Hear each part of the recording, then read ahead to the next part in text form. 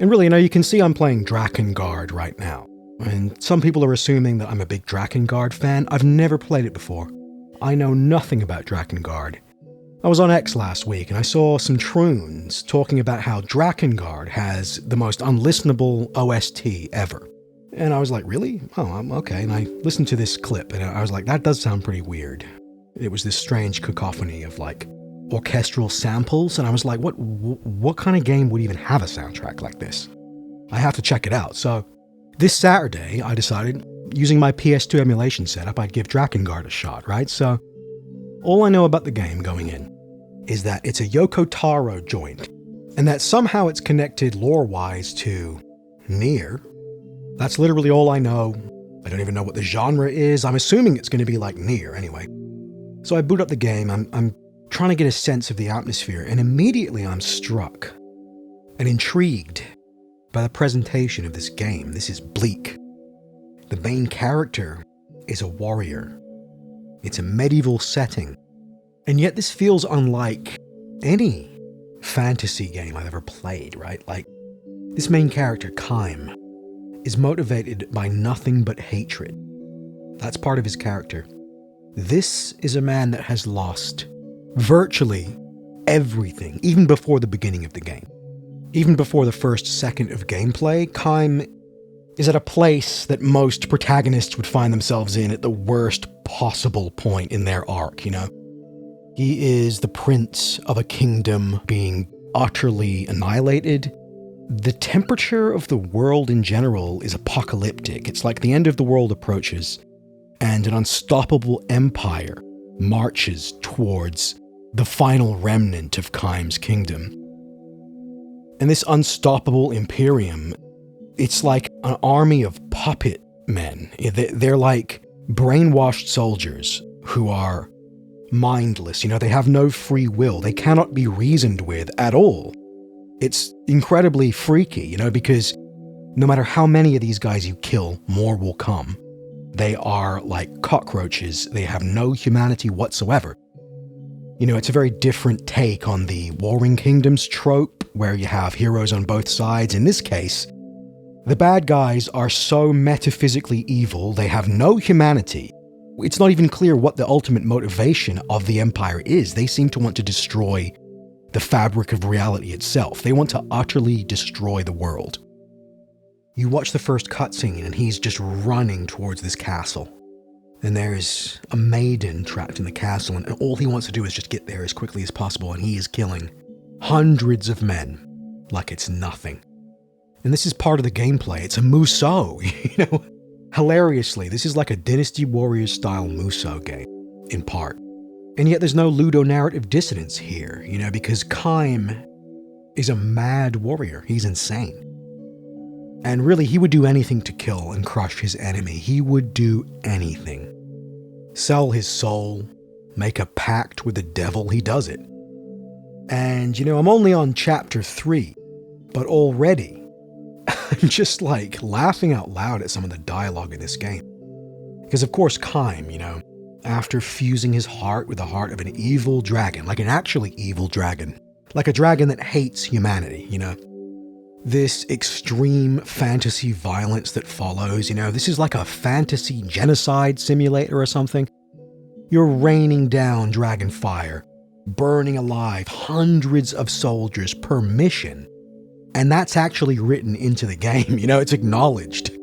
The dragon will ask Kaim, "Why do they still come? They still come, you kill them all, and they still come. Humans are such wretched creatures," I'm loving the dragon. The dragon is hilarious.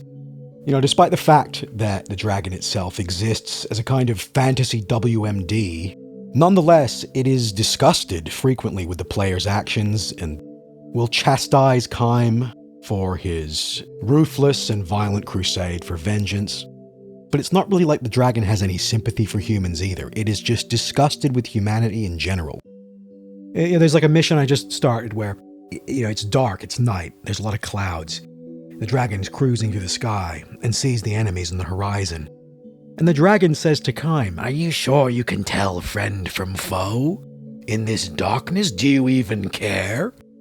It's because Kaim perhaps maybe doesn't care about who he's killing at this point. Perhaps he is just indiscriminately murdering everything before him in this frenzy of bloodlust, as if in the Nietzschean tradition, staring into the abyss as it stares back into you, fighting monsters and becoming a monster. This is what the game's about.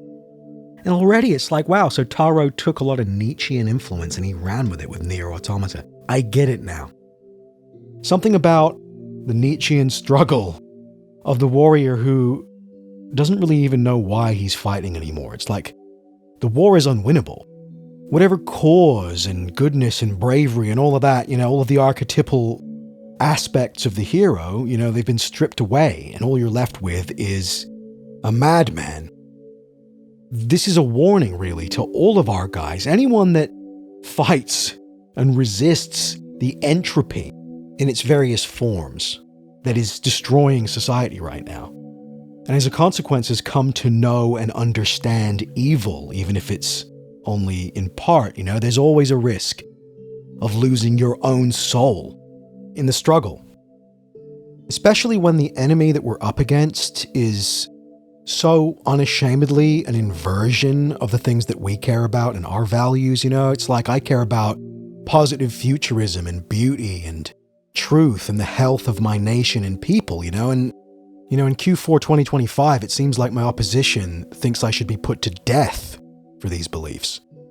The fascists must die, the Nazis must die. How do you define fascist? How do you define Nazi? Well, it occurs to me that using political language like left versus right and all this 20th century shit, it almost doesn't feel appropriate anymore. Really, this is the culture war becoming a spiritual war. Politically organized chaos cultists versus a decentralized and yet powerful, organic, human desire for order. Anyone that heavily relies on deceit is like a social strategy, a life strategy. It's just accruing karmic debt constantly. Every lie, every blood libel spoken, conjured into reality, it takes a toll on one's soul. Using words not in service of the logos, right? But to try and bend another individual to your will, or to change their fate, alter their destiny for the worse. Maybe in the short term it might work, but there's always a price to be paid, right? And a lot of this social chaos we're experiencing right now has a lot to do with the fact that the bill is now due. In fact, it's overdue. What I'm saying is, of course, black magic is real. And it's the source of all of our opposition's power. In fact, the entire world as we know it, in the post-Nuremberg 20th century and beyond, has been created and maintained using a form of black magic. Just like the Empire in Drakengard uses black magic as its main source of power and control. Such is the nature of esoteric texts like the Kabbalah, for instance, but I digress. A feeling of existential dread washes over me as I play this fucking weird game and start to think about, for our guys, things are bad right now, but I would never want things to get so bad that I feel like Kime, watching everything I love taken from me bit by bit. We're not dealing with sane people. And I've been talking about this for a long time, and yet there's always been a little bit of an ambiguity about, Ptolemy thinks these people are legitimately evil and insane, but maybe they're just misguided. Maybe if we can convince them that their ideology is flawed, maybe they can come around to our point of view. That's what Charlie Kirk believed. And right now we can all see just how much charity and patience and compassion these leftoids have for the average conservative. It's a murderous resentment. It's the same hatred Lucifer felt for God. It's like a how dare you exist when your very existence itself makes me feel inferior. I'd rather you die. And if you do, I'll laugh. And if your children are raped and brainwashed, I'll giggle to myself. It's this type of malignant malice that's always been there, that's always existed underneath the Marxist word salad and the fluff and the flowery language about compassion and the brotherhood of humanity and the class struggle and the race struggle, when you uncover that last layer and you peel it back and you expect to find some kind of primordial truth that ties it all together, that makes all this anti-white genocidal rhetoric finally make sense and to be put into some kind of context that's not just hate. Because I have to tell you, I've looked. I've grown up around these people. I've been friends with communists. I've spoken with these half-conscious normie libtards extensively. I've argued with them. And when you finally get beyond all the irony and all the snark and regurgitated takes from Hollywood screenwriters and hack political streamers, what you're left with is the kind of hatred that is almost ancient. It's existed since as long as human beings have existed. Maybe even longer. It's the type of hatred that cannot be reasoned with. It's the type of hatred that kills an innocent, blonde young woman on a public bus for no reason whatsoever. It's the type of hatred that decides that a dorky Christian conservative husband and father of two doesn't just deserve to be mocked for his religious and political beliefs, but that he deserves to die.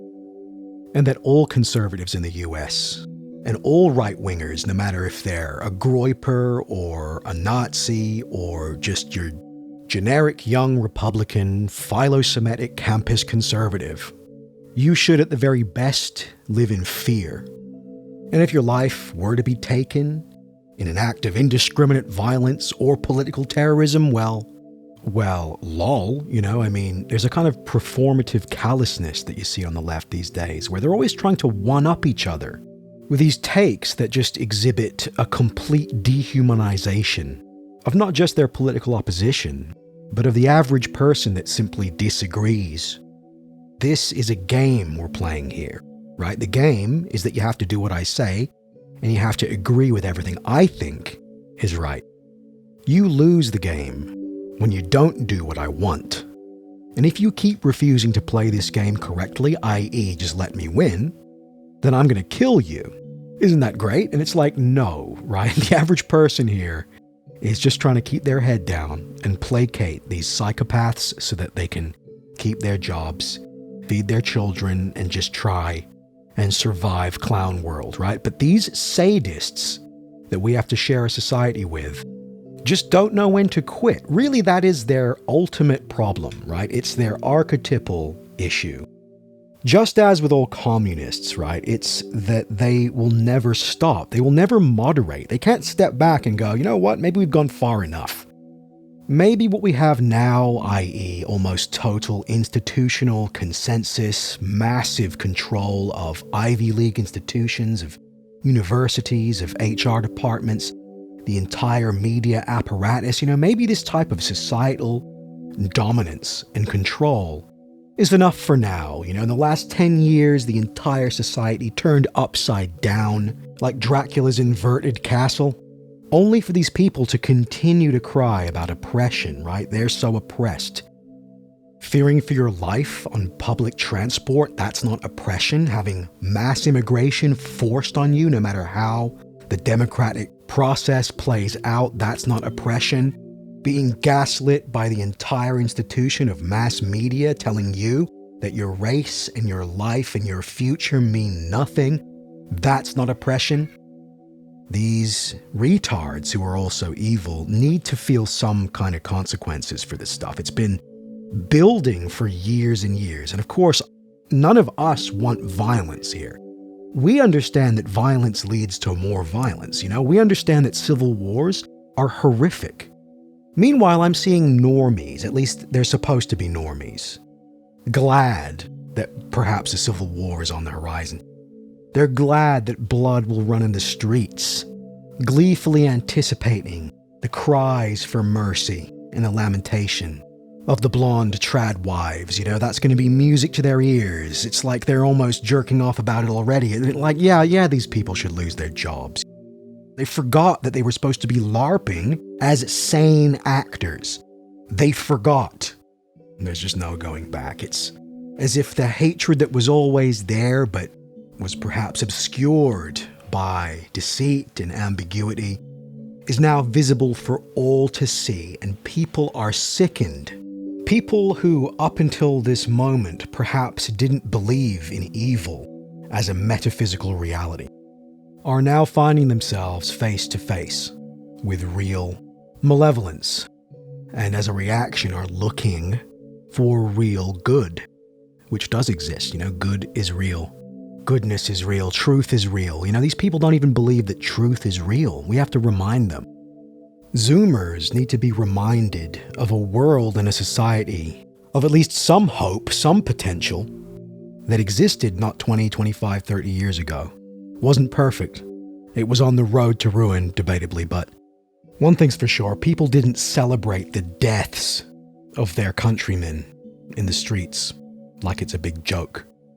This dehumanization that's happened.